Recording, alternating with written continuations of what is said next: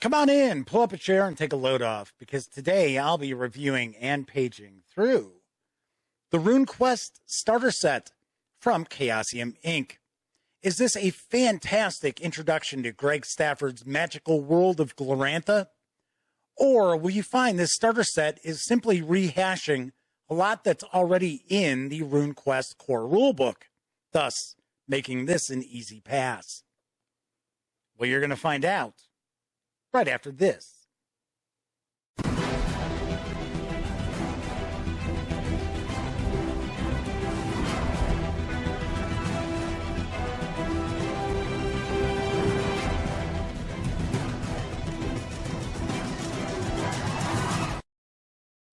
Howdy, howdy, howdy, gang. Welcome once again to the Duct Tape Studios. I'm Jeff McAleer, your host here at the Gaming Gang channel. As I mentioned in the open, today I'll be reviewing the RuneQuest Starter Set. But first, an apology to the folks over at Chaosium Inc., because this review has been a long time coming. You see, I was going to bring in a new reviewer to the Gaming Gang, and they happen to be a huge fan of Chaosium and especially RuneQuest. So they wanted to be kind of my go-to reviewer for RuneQuest and Chaosium releases. And I thought that was okay. So first review was going to be the starter set in PDF for RuneQuest. And months went by and I kept being told, oh, it's almost done. It's coming. Well, time has run out, so I am going to share my review of the RuneQuest Starter Set. Once again, it is from Chaosium Inc. It's written by Greg Stafford, Jeff Richard, and Jason Durall. This box set carries an MSRP of $29.99, or you can grab the 180-page PDF over at DriveThruRPG for $14.99. So let's swing on over to the other camera, because here I've got the starter set. So a few things before I dive in. First off, the fine folks over at Chaosium Inc. were kind enough to provide me with this review copy, but neither I nor anyone else affiliated with Gaming Gang has received any other sort of compensation for me to share my thoughts about this with you. It's important these days that you know that. Also, I'm going to say picture-in-picture up here. So that means as we take a look at the pre-generated characters and the books within, I'm going to be cutting off a little bit of the upper left portion of those. We're not going to look at each and every page, but I do want to give you a very good feel for what's in the RuneQuest starter set and let you know if I think this is worth picking up. All right, let's take a look at the back of the box. I'm not going to read everything off the back, but just this section up top. A world of fantastic myth and heroic adventure in a box. RuneQuest is a fantasy role-playing game set in the world of Glorantha, played by 2 or more players and a single game master. Players in RuneQuest are adventurers, heroes who must face the challenges laid before them by the game master, who describes the world and its incredible inhabitants. Adventurers are defined by their skills, passions, equipment, and magical abilities, such as spells and mastery of the powerful runes. They improve by successfully using the skills and abilities they attempt in play. Combat is dangerous and unpredictable. Even the mightiest can fall in battle, victim to a well-aimed blow. Just as the most inexperienced peasant might bring down a giant or even a dragon, if they are lucky enough. Such is life in the world of Glorantha. Beset by war, the heroes of Glorantha ready themselves for their greatest challenge, the looming threat of the Hero Wars, an apocalyptic battle that will shape the fate of the world for all of time. To show themselves worthy, heroes adventure and strive against chaos and their former enemies, the Lunar Empire. The RuneQuest Starter Set allows players to easily immerse themselves into Glorantha and its system, with ready-to-use characters and ready-to-play adventures, allowing for many hours of play. There is no better way to learn about the game and world than this starter set. And that talks about what's in the box, but you're going to see what's in the box. Let's open this on up. So the first thing I'm going to do is kind of show you and talk about the extras, the accessories that are included with this. So you get a set of polyhedral dice, pretty traditional set. I do like the gold color. Dice quality, nothing spectacular, but it's not junk either. So I would say just pretty standard gaming dice. We also receive 14, yes, count them, 14 pre-generated characters. And we get these kind of like these character dossiers. So kind of give you an example of one of them. This is the pre-gen that is kind of essentially used in the Solitaire Adventure Book 3.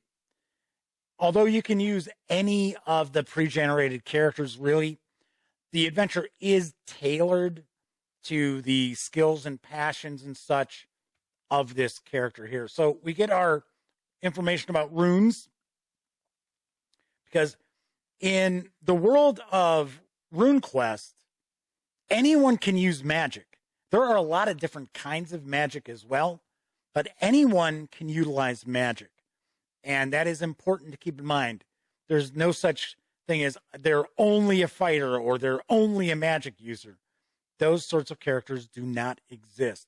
So we get our attributes, we get our breakdown of hit point locations and armor locations, because hit location is important in RuneQuest.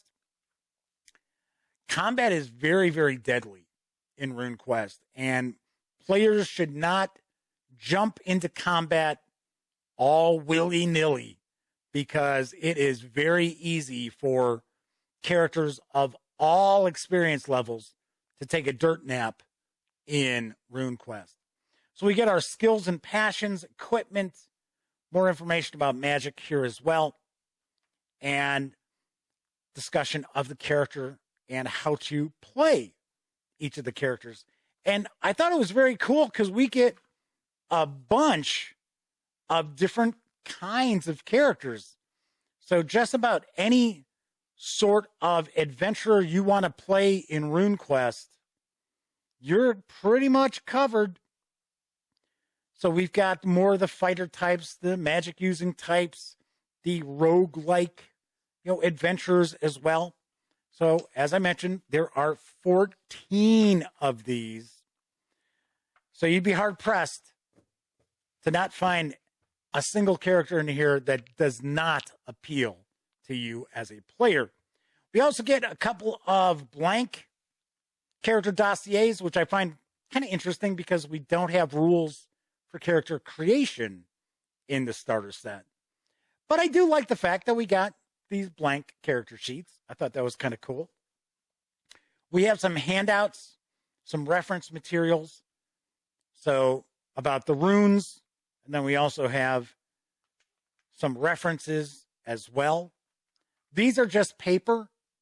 These are not going to hold up to repeated use at the game table. So I would definitely recommend scanning them and printing out your own copies for each player.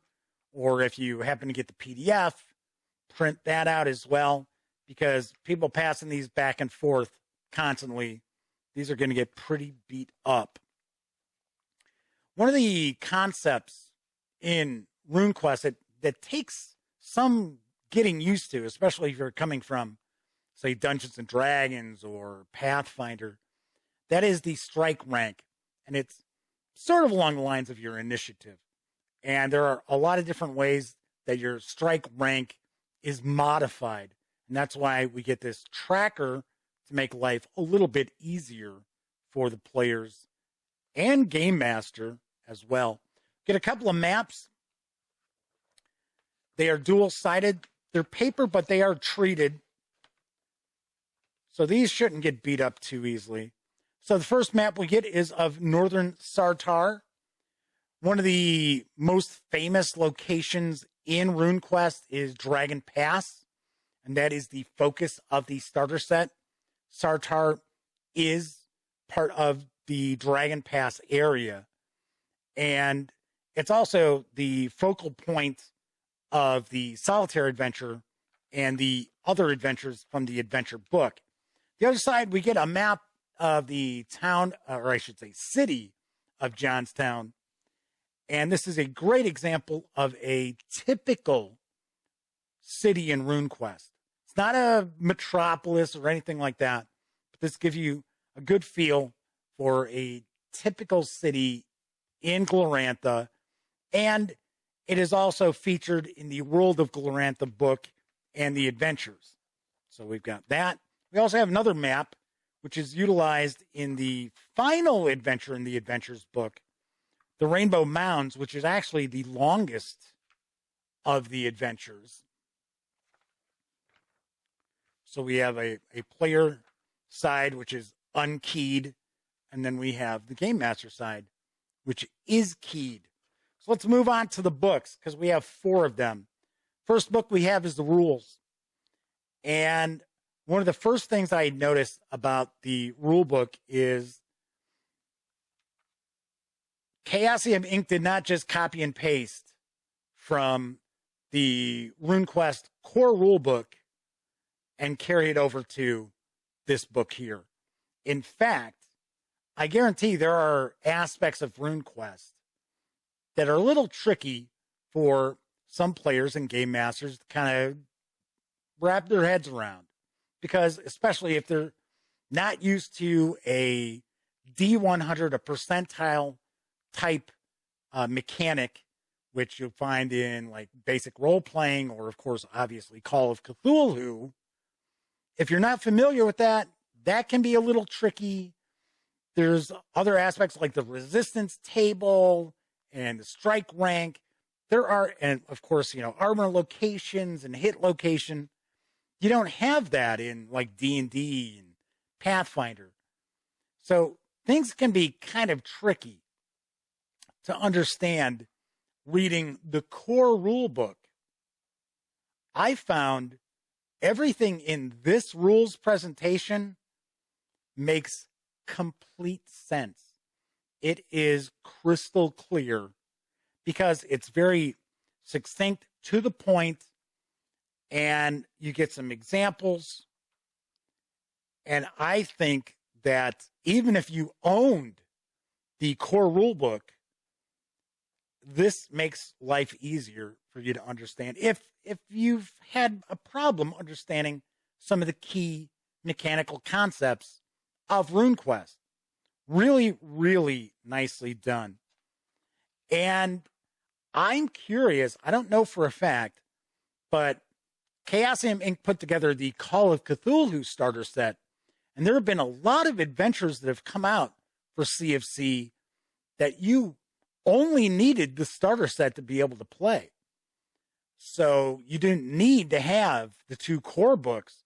I'm kind of curious if that will be the case with RuneQuest as well, because I got to be honest, all your important rules and concepts are included in this book and very intuitively presented. So big kudos with this rule book. Really, really love how this was presented. We also have book 2, The World of Glorantha. And if you follow the Gaming Gang, if you've seen any of my past coverage of RuneQuest releases, you know that I feel that The World of Glorantha is one of the crowning achievements in tabletop role-playing games. It is that good. It is that fleshed out. It feels like a living, breathing world, which a lot of fantasy settings do not. It is very unique.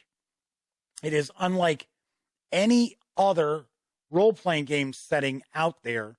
Now, there are some role-playing games that have kind of tried to piggyback on the Bronze Age technology style of RuneQuest, but no one's ever done it better. And RuneQuest was the first. A lot of depth and detail to the mythos, to the world. Of course, once again, this is not like an entire guide to Glorantha.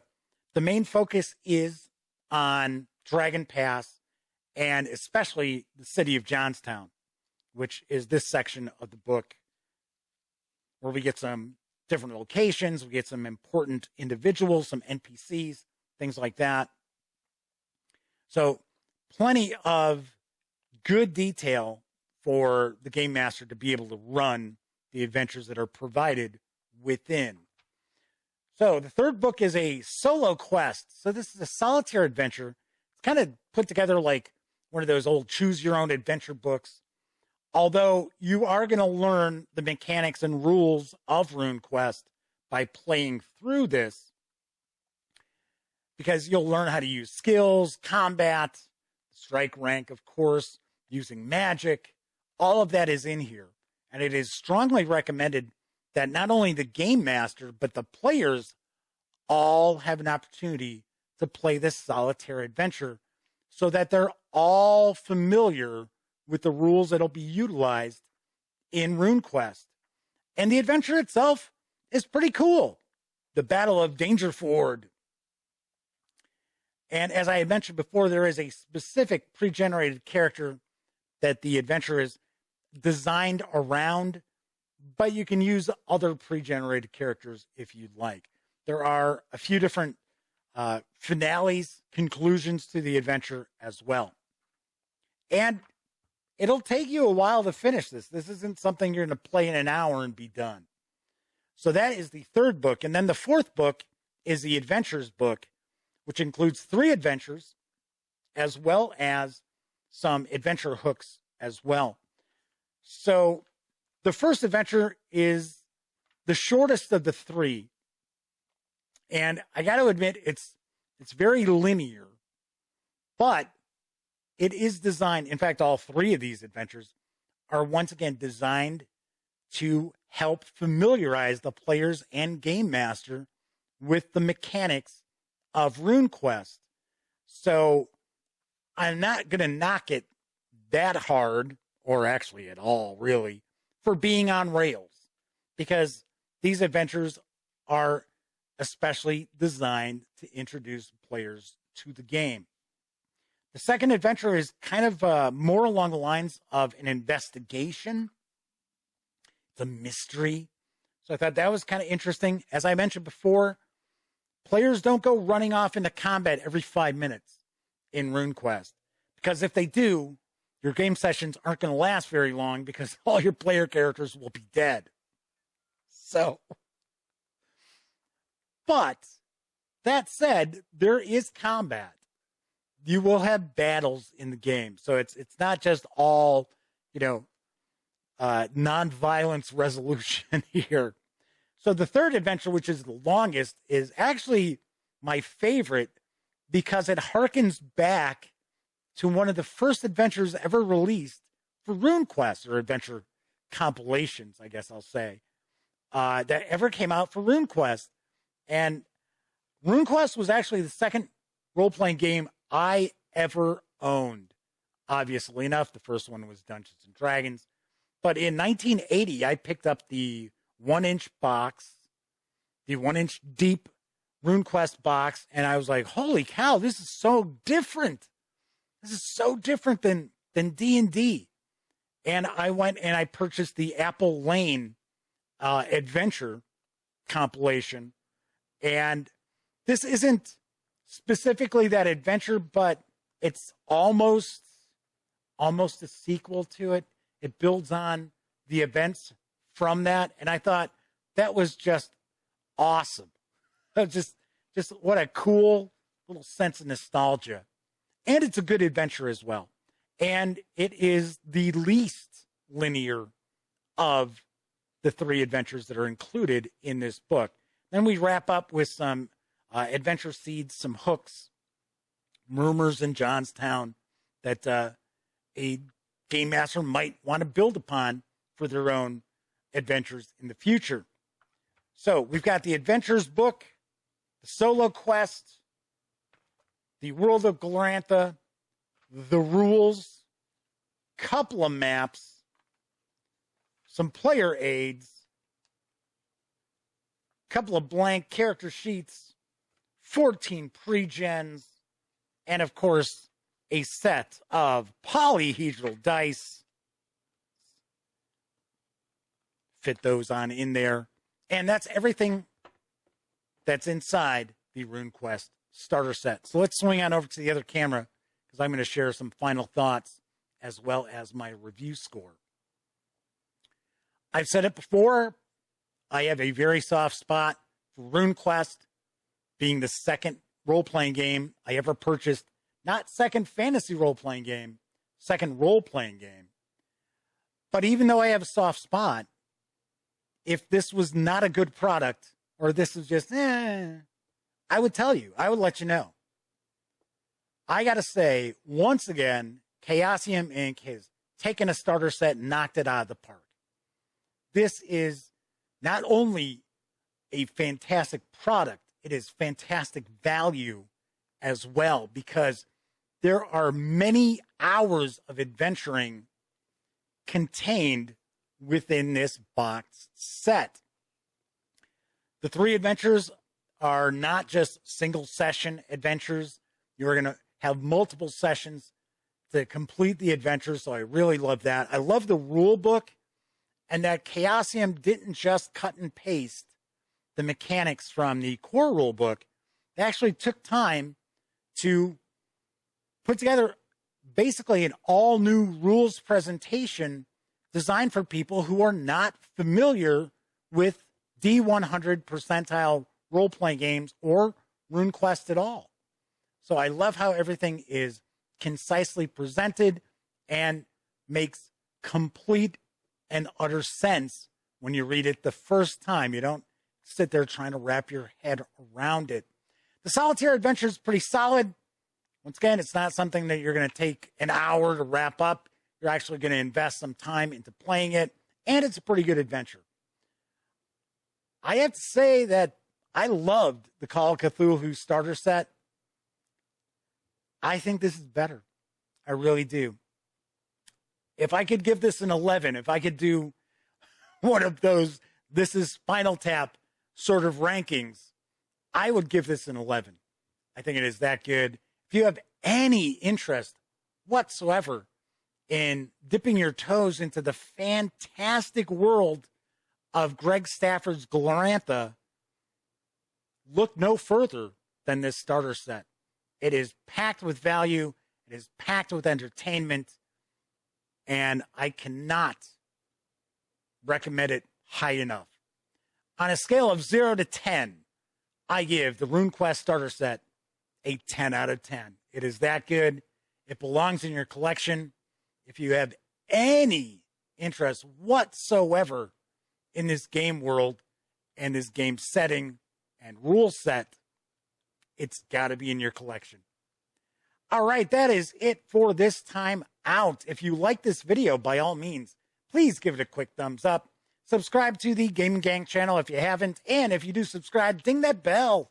It'll not only let you know when I upload new videos to the channel, such as this review, it'll also inform you when my live stream, the Gaming Gang Dispatch, airs Monday, Tuesday, and Wednesday evenings right here on YouTube at 7 p.m. Central. Of course, when you're not watching videos on the Gaming Gang channel, be sure to visit thegaminggang.com for all the latest in gaming news, reviews, and a whole lot more. You know the drill. Get your geek on at thegaminggang.com. And until I see you next time, here's hoping each and every one of you get to enjoy plenty of great gaming with your gang.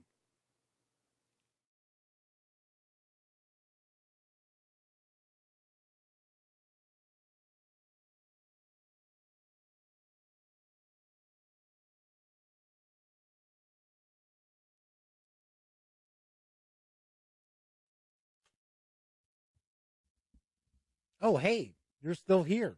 Well, if that's the case, by all means, subscribe to the Gaming Gang channel by clicking right here.